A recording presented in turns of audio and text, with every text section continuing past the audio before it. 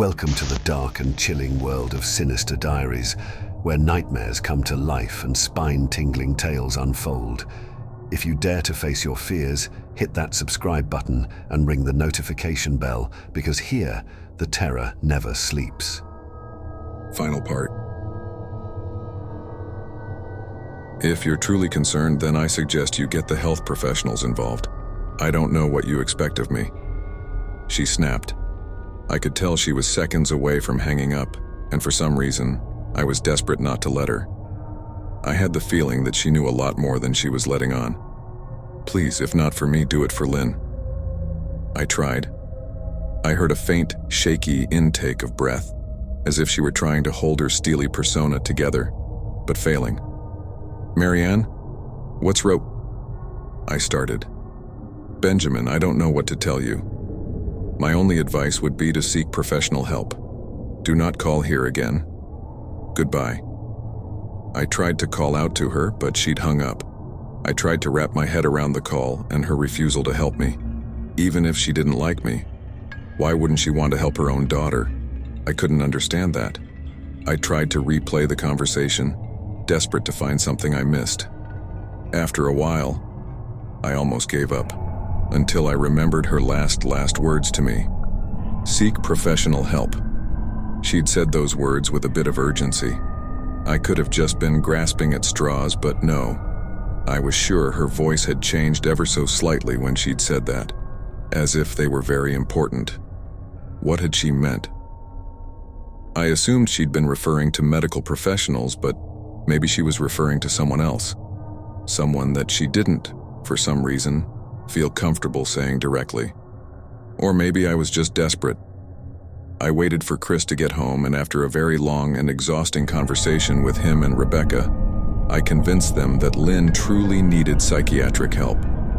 I didn't tell them everything. I wasn't prepared to go into it yet, but I told them about our last encounter. How she'd hidden in the bathroom, peeking at me from the closet. They were obviously shocked, but thankfully, they believed me. They too just wanted to help her. Still, they didn't think it was all that serious. Weird, maybe, but not dangerous. They just kept saying that Lynn had to be playing some kind of weird joke. Maybe for YouTube, Rebecca offered, if only half-heartedly. Chris didn't think we should involve the police just yet. He offered instead to go with me, and I readily accepted. He reasoned that calmly talking to her, trying to coax her into going willingly, was the best recourse. I agreed to do it his way. At least I wouldn't be going into that house alone. We drove over this morning, just after breakfast. There was no way I was going at night. When we pulled into the driveway, my stomach began doing somersaults. Her car wasn't there, but I still didn't let my guard down. The front door was ajar, and for a split second I thought we'd see her eyes staring through the gap. I was shaking and starting to sweat. Chris, however, was fine. He waited for me to open the door, his hands in his pockets like he was going on a fucking stroll through the park. I envied his ignorance. I pushed the door open and was immediately hit with the stench of rot. Chris smelled it too, and he walked in the house behind me with his nose scrunched up. "What do you guys use to clean the floors around here, shit?" Chris mumbled. "Shut up," I said, my eyes darting around for any signs of Lynn. The house was deadly quiet and dark despite being 10 in the morning. All the curtains were closed up tight, refusing to allow any sunlight inside. If I hadn't left it just 2 days prior, I'd have thought the house to be abandoned. We moved through each room, carefully checking any place that she might hide, occasionally calling her name. "Why the fuck are you looking under the couch?" Chris asked eventually. "Aren't we looking for your wife?" He was looking at me like I was a moron. "Let's just go upstairs," I whispered. He shook his head but followed me up the stairs to check the bathroom and spare bedroom. On the way up, my shoes crunched over pieces of glass that looked to be littered over a few of the steps. I noticed that one of Lynn and my wedding portraits that hung on the wall along the staircase had been smashed. The frame hung crookedly, all the glass removed. I stared at the picture, a lump forming in my throat. We had taken the photo just after leaving the church after saying our vows. She looked so beautiful in her white gown. I looked at Lynn's beautiful face. I never dreamed her face would ever be a source of terror for me. We climbed the rest of the steps and checked the spare bedroom, but it looked completely untouched. I was hesitant to go into the bathroom, my fear from that night coming back to me all at once. Chris noticed and offered to go in by himself, but I couldn't let him do that. So we walked in together, checking the closet and the shower. The bathroom looked as if it hadn't been touched since the night I left. "I don't think she's here, Ben. Why don't you pack some clothes and we'll try coming back tomorrow or something?" Chris said. I nodded and went into our bedroom and shoved some clothes into a duffel bag. When I checked inside our closet, I came across the source of the smell and gagged. Chris took one look and lost all color in his face. He had to go stand by the stairs to get away from the sight and smell. I gazed down in shock at what lay inside my bedroom closet. Soaking into the rug were at least a dozen eyeballs, all carefully laid out in pairs. Some were as large as a quarter, while others were as tiny as a marble. I stared down at the eyes she'd collected from small animals, and I wondered how she'd gotten them and shuddered at the thought. Man, I thought I had it bad with Becca's shoe addiction, but fuck me, your wife's in here collecting eyeballs, Chris said, gagging. Ben, I think we should go, he called from the hall. I'm getting nauseous. All right. I grabbed my duffel and shut the closet door on my new nightmare. I stepped out into the hall and took a deep breath of air. I could taste the rot on my tongue, and I couldn't help but gag. Who the fuck lines up eyeballs in their closet like that? Chris mumbled. I tried to tell you she needed help, I said. She doesn't need help, Ben. She needs a fucking exorcist, he said. You coming or what? I can't stand the smell any. His words died in his throat and his eyes grew wide with fear. I didn't ask him why. I could feel it. Someone was watching me, and I didn't think it was the eyes in the closet. I turned around, my eyes slowly scanning the bedroom. Christ, I whispered as I finally saw what we'd missed. Under the bed, curled on her side, watching us with the excitement of a kid on Christmas morning, was my wife. She held her hands together just under her chin, and they were shaking eagerly. Now that she knew she'd been found, I could hear the quiet noises she was making, a sort of hiccuping sound in her throat, as if the excitement was just too much for her. It was unnerving, to say the least. Wide eyes and that same huge smile. Everything in me told me to run, but I forced it away. This was my wife. No matter how twisted, she was still the woman I married. I had to help her. Lynn, I said softly. She didn't respond, but her head bobbed back and forth in two quick little movements as if she were nodding. Baby, I just want to help, okay? Can you let me do that? I asked. I had taken a single step forward, approaching her like some kind of dangerous animal. I love you, Lynn, I said softly, taking another step closer. She let a tiny moan escape her wide-open mouth, and I had to resist the urge to run. Her shoulders were starting to quiver, and her eyes grew as large as saucers. I crouched down so I could see her better and immediately saw the blood. Her hands were covered in it.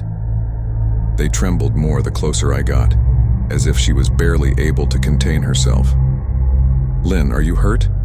You're bleeding, I said. She bobbed her head again, her bloody fingers moving up and down as if playing an invisible piano. They occasionally grazed her chin, leaving smears of blood on her skin. I wanted to recoil in disgust. The smell that was coming off of her was revolting. I could feel the vomit trying to climb up my throat. Her lips were dry and stretched thin, blood seeping between the cracks. I knew she wouldn't come out on her own, but I didn't want to leave her in the state she was in. I scooted closer and reached out to her. The excited hiccuping sounds got louder, and her hands shook, fingers flexing. It was then that I could see the blood oozing from in between her fingers. Oh my God, Lynn, you're bleeding, I said.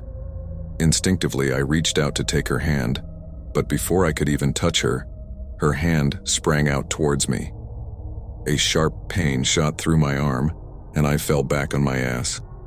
My arm burned, and I could see the blood dripping down onto the carpet. I looked back at her in shock and saw her grinning madly, her fingers clutching a large shard of glass. You all right in there? Chris asked from behind me. I turned my head slightly and nodded to him, cradling my arm to my chest. When I turned back to face Lynn, I saw that her focus had shifted. She wasn't looking at me anymore. And she wasn't smiling anymore either. She was staring past me, her eyes glaring at Chris the way a hungry lion might stare at an antelope. Her mouth was still hanging open, but it was twisted into a snarl. I got to my feet and began walking backwards down the hall, afraid to take my eyes off her. "Are you bleeding?" Chris asked. The moment the words left his mouth, Lynn started fast scooting out from under the bed, the glass shard still in her fist. "Chris, run, go!" I yelled. He must have been too afraid to move, because a second later I felt my back bump into him. He was still standing at the top of the stairs, staring at the horror that was my wife. Lynn had crawled completely out from under the bed and stood in the bedroom doorway, her face twisted in rage. Her whole body was visibly tense. Blood ran down her fingers and onto the floor. "Jesus, Lynn," Chris said. You, playing hide and seek?" I reached back and pushed him towards the steps. "Move your ass, Chris," I said as quietly but firmly as I could. Lynn bobbed her head in fast, sharp motions and began to grin, stretching her mouth open wider and wider so that her chin seemed to touch her chest. I heard Chris mutter a prayer, and then he was running down the stairs. I stood at the top of the steps, stuck between the love for a woman who clearly needed serious help and self-preservation. "I only want to help," I said, choking back tears. Her eyes focused on me once again as she slowly lifted the glass, holding it out in front of her. And then she started sprinting towards me, grinning with utter excitement. Thankfully, my body took over and I flew down the stairs, skipping 2 or 3 at a time. I made it to the front door before I felt her leap onto my back, wrapping her arms around my neck, her open mouth next to my ear so that I could hear those terrible hiccuping sounds up close. I shook her off me, knocking her to the floor. I felt a searing pain in my back as she went, but I tore open the front door and bolted to my car. Chris was standing in the front yard talking on the phone with the police. I didn't say a word, I just ran to my car and jumped in. Chris took the hint and followed me, still on the line with 911. I watched the rear view mirror, sure I'd see her there, running after us. But I never did. I went straight to the ER and got 11 stitches in my arm and 3 on my back. The police asked a lot of questions and went back to the house to do a search, but of course Lynn wasn't there. They advised me to stay with a friend or relative for a while, and to file a restraining order as soon as I could, but none of those things would matter. Somehow I just knew. I dropped Chris off at home and went to a motel an hour away. I wanted to put as much distance between me and Lynn as I could. This is where I've been for the last 4 hours. I thought maybe the police would find her, maybe they'd get her the help she desperately needs. But now, I don't think so, because 40 minutes ago, I got a text from an unknown number, just 3 words, "I found you," and a picture attached. The picture was dark and grainy, but I instantly knew what it was. There was no mistaking my wife's eye. I started typing this out immediately after. I don't know what to do. I'm alone and scared, and I can't help but feel that I'm being watched. And that concludes another chapter of Sinister Diaries. We hope you survived the ordeal and that your nightmares are just beginning. If you enjoyed this tale of terror, don't forget to like, share, and subscribe for more spine-chilling stories. Remember, the darkness is always watching, so until next time, sleep tight.